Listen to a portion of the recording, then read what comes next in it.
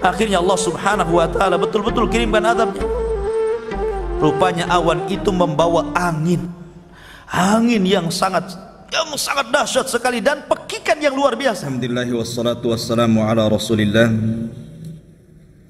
wa ala alihi wa sahbihi wa mawalah. Wala haula wala quwwata illa billahi wa ba'du. Kita lanjutkan kajian kita, masih membahas qasasul anbiya, kisah-kisah para nabi secara ringkas yang Allah subhanahu wa ta'ala cantumkan di dalam Al-Quranul Karim. Kalau kemarin kita membahas kisah bapak manusia kedua setelah Adam alaihi salatu wassalam, Nabi Nuh. Nabi Nuh alaihi salatu wassalam dianggap bapak manusia kedua karena manusia seluruhnya, termasuk kita yang hadir di sini, adalah semuanya keturunan putra Nuh alaihi salatu wassalam. Dan ketika Allah subhanahu wa ta'ala selamatkan Nabi Nuh dan para pengikutnya yang ada dalam kapal tersebut, kemudian Allah subhanahu wa ta'ala berikan nikmat yang luar biasa kepada anak turunannya, di mana Allah subhanahu wa ta'ala memberikan keturunan generasi baik kepada Syam, Ham ataupun Yafis, dan ketika itu mereka berada di atas tauhid.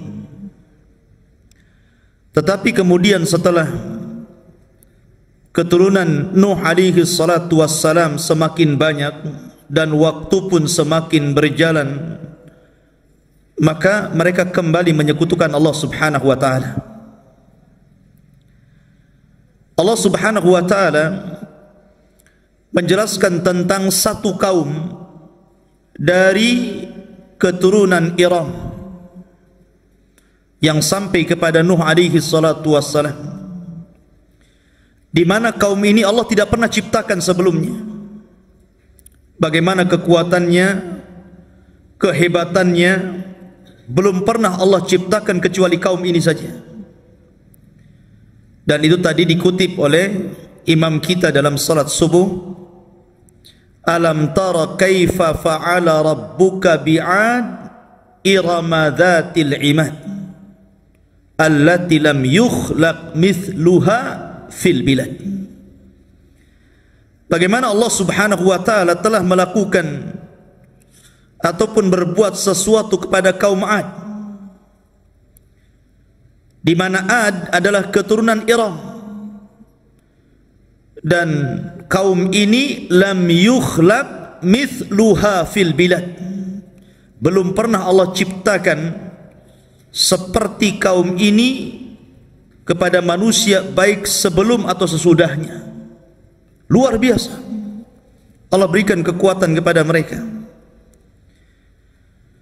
Di antara kekuatan mereka yang ditunjukkan dalam Al-Quran adalah mereka mampu membuat rumah-rumah di atas gunung. Gunung batu itu digali oleh mereka, diukir, dilobangi jadi rumah. Sebenarnya tidak ada faedahnya, tetapi mereka ingin menunjukkan kekuatan mereka yang belum ada sebelumnya.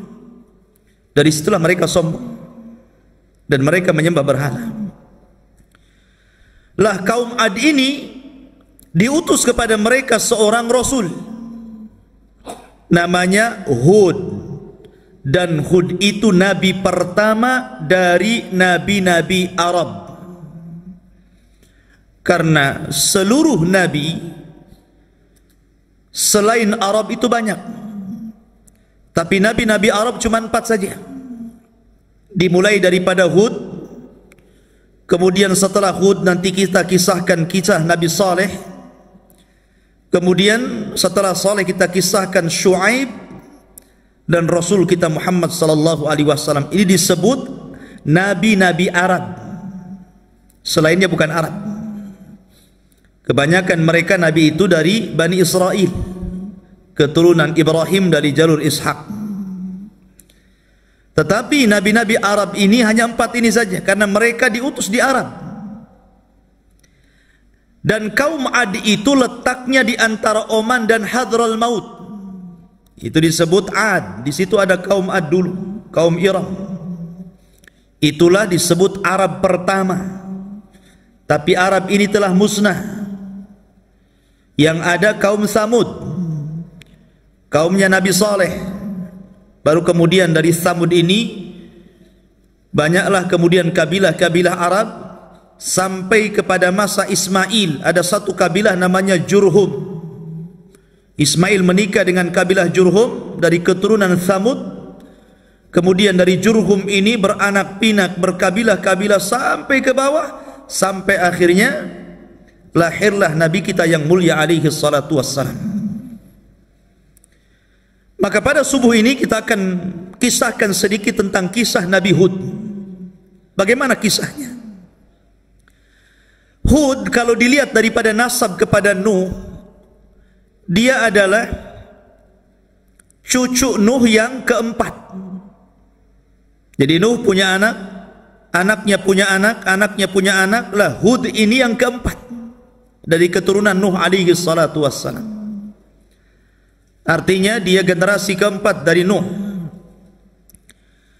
Dan subhanallah, sebenarnya ketika Allah subhanahu wa ta'ala menyelamatkan Nuh dan pengikutnya yang sedikit itu kemudian beranak pinak setelahnya, generasi kedua, ketiga, mereka masih mentauhidkan Allah, karena mereka masih mendapatkan cerita bapak-bapak mereka bagaimana Allah mengirim azab kepada kaum Nuh.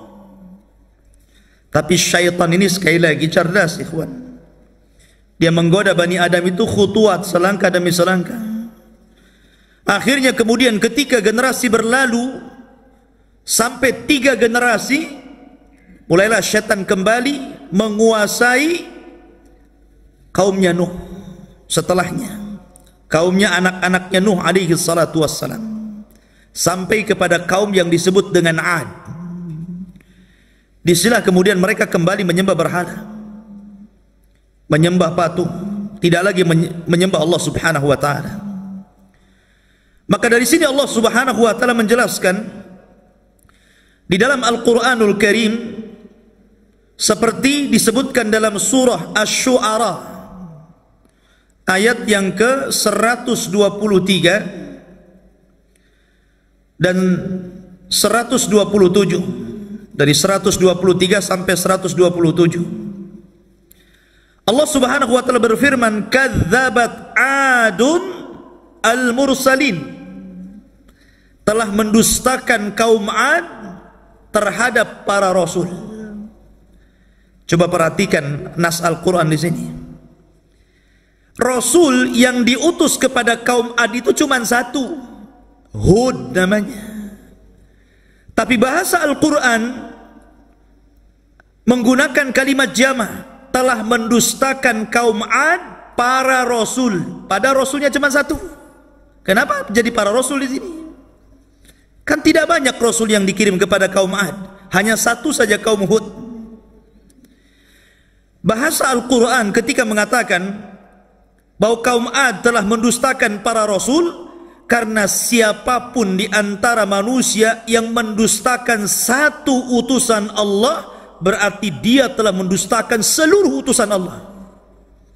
Sama dengan bahasa, siapa yang mendustakan satu ayat dalam Al-Quran, berarti sama dengan mendustakan seluruh Al-Quran. Itulah bahasa Quran seperti itu. Ya. Kemudian Allah mengatakan, idh qala lahum akhuhum, ketika Nabi mereka Hud berkata kepada kaumnya Ad, ala tattaqun, kenapa kalian tidak takut kepada Allah? Kenapa kalian tidak takut kepada Allah? Inni lakum rasulun amin, saya ini hanya sekedar utusan Allah yang menyampaikan amanah Allah, itu saja. Fattaqullaha wa ati'un, maka bertakwalah dan taati perintahku. Wa ma as'alukum alaihi min ajrin in ajriya illa ala rabbil alamin. Saya tidak minta upah kepada kalian, karena saya hanya meminta upah kepada Allah subhanahu wa ta'ala. Seluruh para nabi, ikhwan, mereka mendakwakan dakwah tauhid, termasuk Hud alaihi salatu wassalam. Tapi lihat jawabannya, jawaban kaum Hud yang disebutkan dalam surah Hud itu sendiri, sampai diabadikan namanya, ya, seperti Nuh dijadikan nama surat, Hud juga dijadikan nama surat dalam Al-Quran, karena dia nabi pertama dari nabi-nabi Arab. Masalahnya, kalau Nuh disebutkan nama surat karena dia rasul pertama, supaya orang tahu kenapa Nuh dijadikan nama surat sementara banyak rasul dan nabi tidak dijadikan nama surat. Karena Nuh itu rasul pertama, sebagaimana Hud adalah nabi pertama dari nabi-nabi Arab. Ma'asyiral muslimin, mereka mengatakan dalam surah Hud, qalu ya Hud ma ji'tana bi bayyinatin wa ma nahnu bitariki alihatina an qaulika wa ma nahnu laka bimu'minin. Lihat, mereka mengatakan, wahai Hud, apa yang kau datangkan kepada kami ini, kami tidak melihat ada bukti bahwa engkau seorang rasul, seorang nabi. Bahkan kami tidak akan pernah meninggalkan Tuhan-Tuhan kami gara-gara ucapan, dan kami tidak akan beriman selamanya. Nih penyimpangannya di sini. Pertama, tidak percaya dengan utusan Allah. Yang kedua, tidak mau meninggalkan Tuhan-Tuhan mereka. Dan yang ketiga, mereka tidak mau beriman kepada apapun yang dibawa seorang rasul kepada mereka. Inad, ikhwan, takabur, sombong. Bahkan lebih parah lagi, mereka mengatakan, inna qula illa taraka ba'du alihatina bisu'in. Sesungguhnya yang kami katakan, wahai Hud, kecuali engkau akan mengalami kesialan dari ucapanmu yang datang dari Tuhan-Tuhan kami. Yakin dia dengan Tuhannya itu, ya. Sangat yakin kalau engkau terus menyuruh kami meninggalkan Tuhan-Tuhan kami, hati-hati ucapanmu, kau akan kewalat, bahasanya seperti itu. Tuhan-Tuhan kami bisa membuat engkau celaka. Rupanya pemahaman tatoyur itu sudah ada sejak zaman Hud sampai hari ini, ya kan? Pemahaman tatoyur artinya menganggap sial atau menganggap sesuatu itu mendatangkan manfaat karena sebuah benda. Mereka menganggap seperti itu. Di zaman Nabi SAW tatoyur ada. Jadi orang-orang jahiliyah itu kalau mereka dagang, kalau nggak ke arah Yaman, kemana? Ke Syam. Rihlatas sita'i was saif, ke Yaman dan ke Syam. Jadi kalau mereka hendak menuju Syam, maka mereka akan mengambil burung merpati, kemudian diterbangkan.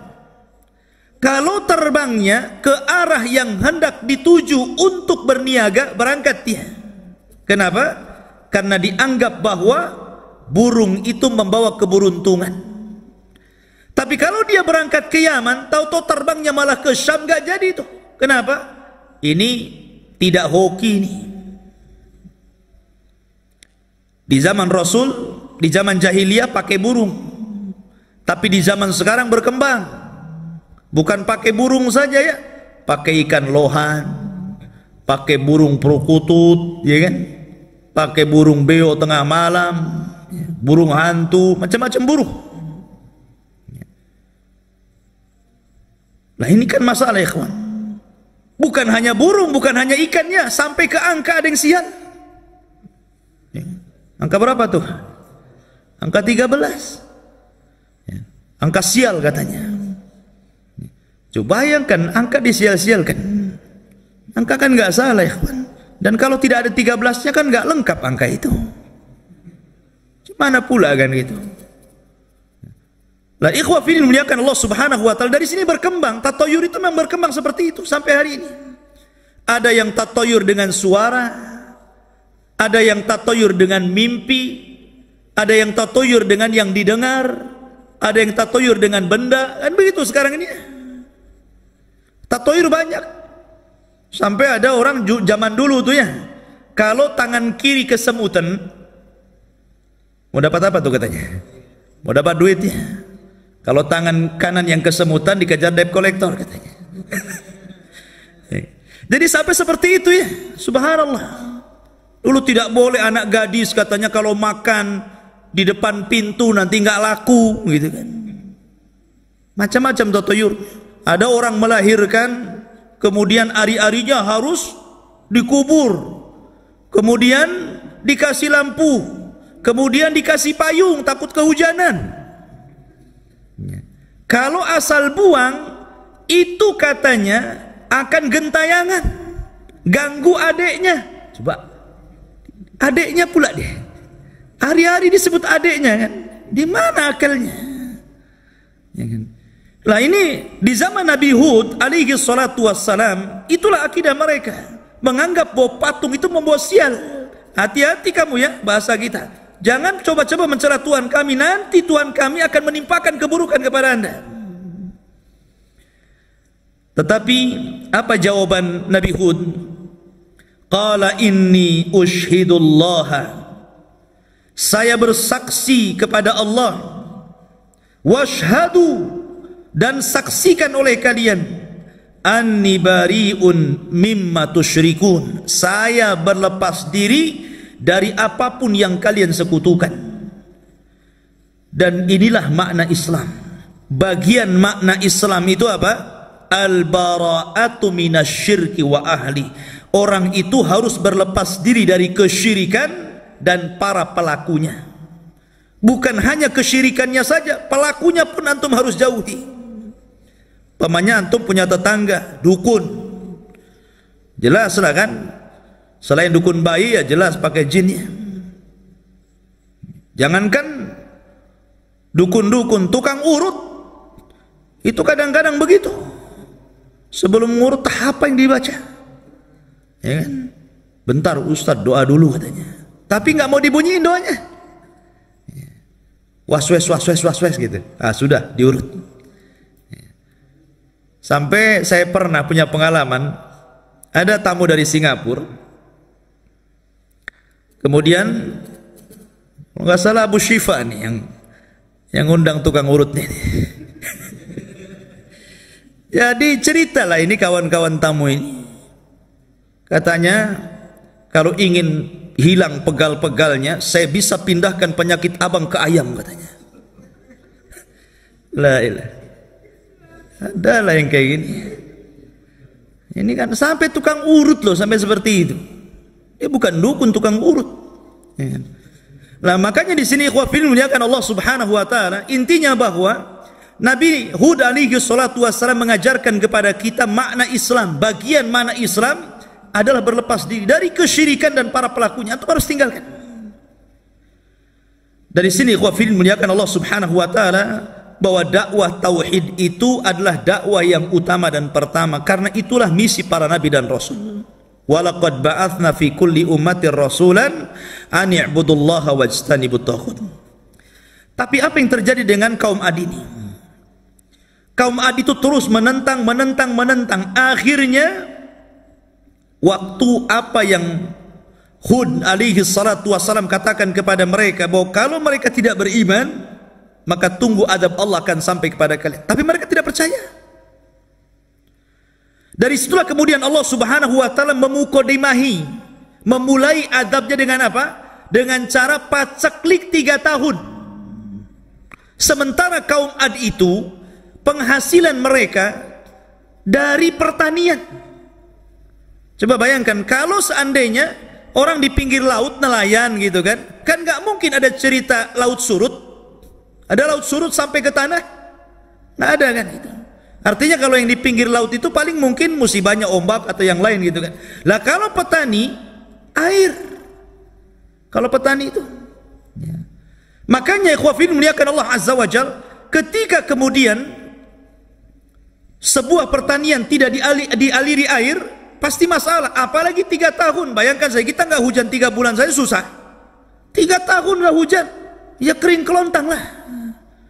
Akhirnya sudah mulai kelaparan, binatang pada mati, mereka sendiri sudah sebagian mereka mati gitu. Maka mereka, sementara Hud ini sudah meninggalkan kaum Ad karena tidak mau lagi berdakwah kepada mereka. Safar Hud ini kemana? Ke Mekah ya, karena dia di Hadral Maut. Ad itu antara Hadral Maut dan Oman, dan sekarang satu-satunya jalur yang paling aman di Yaman itu lewat Oman, karena Son'a sudah dikuasai orang-orang Houthi, orang-orang Syiah. Jadi kalau orang ke Yaman lewat jalur Oman. Makanya orang-orang Hadral Maut dekat ke Oman. Nah disitulah kaum Ad. Lah Hud sudah pergi tuh, ketika azab Allah mau datang, Hud pergi membawa kaumnya yang beriman kemana? Ke Mekah, dan tinggal di Mekah. Lah setelah 3 tahun paceklik, mereka akhirnya kelaparan. Maka 7 orang yang dianggap paling baik dari kaumnya ini berusaha untuk datang ke Mekah, karena di Mekah itu bagi mereka ada berhala-berhala yang sangat mulia, lebih mulia dibandingkan berhala yang mereka sembah di Yaman. Jadi ada kelasnya juga berhala itu. Ada kelas 1, kelas 2 gitu kan. Perangkat mereka sampai di Mekah, kemudian mereka meminta kepada patung-patung yang ada di sana supaya dihilangkan. Ini sudah dimatikan masih juga ya. Suara apa ini? Jadi supaya dihilangkan musibah yang ditimpakan kepada mereka ketika mereka meminta kepada berhala-berhala mereka. Disinilah ada suara dari langit, seolah-olah suara itu mengijabah doa mereka. Suara itu mengatakan, apa yang kalian kehendaki? Maka mereka mengatakan, kami ingin hujan. Kemudian ditawarkan, baik kami akan kirim awan yang berbagai macam warna. Ada warna putih, ada warna hitam, ada warna kuning, ada warna merah. Mau yang mana kalian? Maka mereka mengatakan, kami ingin awan yang berwarna hitam. Alasannya, kalau awan berwarna hitam itu lebih banyak kandungan hujannya. Dari sini menunjukkan apa? Allah itu memberikan istidraj dulu, keinginannya dipenuhi dulu. Makanya orang kafir itu, kalau ada orang mengatakan enak kali orang kafir itu, hidupnya senang, gak pernah ditimpa musibah gitu kan. Kita ini sudah beriman, musibah banyak. Ya. Salahnya di mana ini?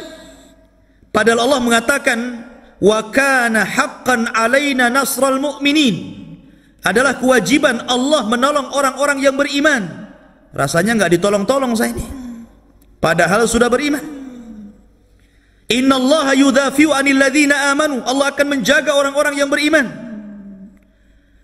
Bahkan Allah mengatakan, man 'amila amalan min dzakarin aw untha wa huwa mu'minun falanuhyiyannahu hayatan thayyibah wa lanajziyannahum bi ahsani ma kanu ya'malun. Siapa yang beramal soleh dari laki-laki dan perempuan sementara dia beriman, maka kami akan cukupkan kehidupannya di dunia dan kehidupannya di akhirat. Ustadz kami ini sudah beriman, agama kami Islam, tapi nggak pernah dicukup-cukupkan tuh hidupnya. Orang kafir kok enak kali hidupnya. Antum harus paham istilah istidraj. Istidraj itu Allah sengaja membiarkan orang itu di atas kenikmatan sampai kepada waktunya Allah akan azab orang itu. Itu nama istidraj. Ya. Begitu juga dukun. Kalau jadi dukun meramal kok benar terus, itu istidraj artinya. Ya, karena tidak semua dukun juga benar ramalannya kan. Mungkin yang benar 1, yang 99 itu dusta. Nah, ini istidraj. Di sini ada pelajaran istidraj. Akhirnya kemudian dikirim, ya sudah kalian pergi ke Yaman. Nanti awan ini akan kukirim kepada kalian.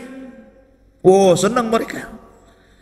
Senang. Sampai di Yaman, di Ad, mereka kemudian memberitahu bahwa berhala-berhalanya akan mengabulkan permintaan mereka.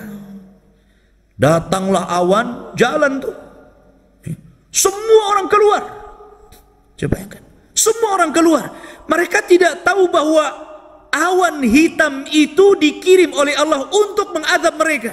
Mereka sangka awan itu untuk membawa berkah. Keluar semuanya. Tapi ada seorang wanita tua yang paham. Ini gelagatnya beda ini. Ini bukan hujan nampaknya. Akhirnya Allah subhanahu wa ta'ala betul-betul kirimkan azabnya. Rupanya awan itu membawa angin. Angin yang sangat dahsyat sekali dan pekikan yang luar biasa. Sampai-sampai Allah mengatakan sorsor. Sorsor itu angin di dalamnya ada pekikan yang bisa memutuskan gendang telinga manusia. Jadi dikirim angin yang sangat dingin sekali masuk ke dalam badan, kemudian telinganya hancur. Itu permulaan tuh.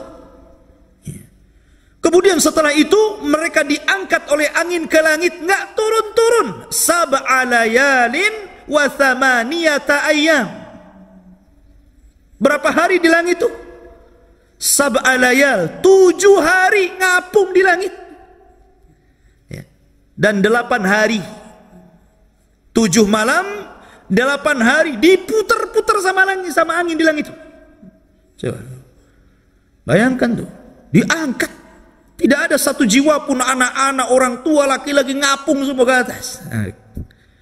Kemudian setelah 7 malam 8 hari, maka Allah subhanahu wa ta'ala kemudian timpakan ke bumi seperti tunggul-tunggul kurma dalam bahasa Quran. A'jazi nakhlin khawiyah.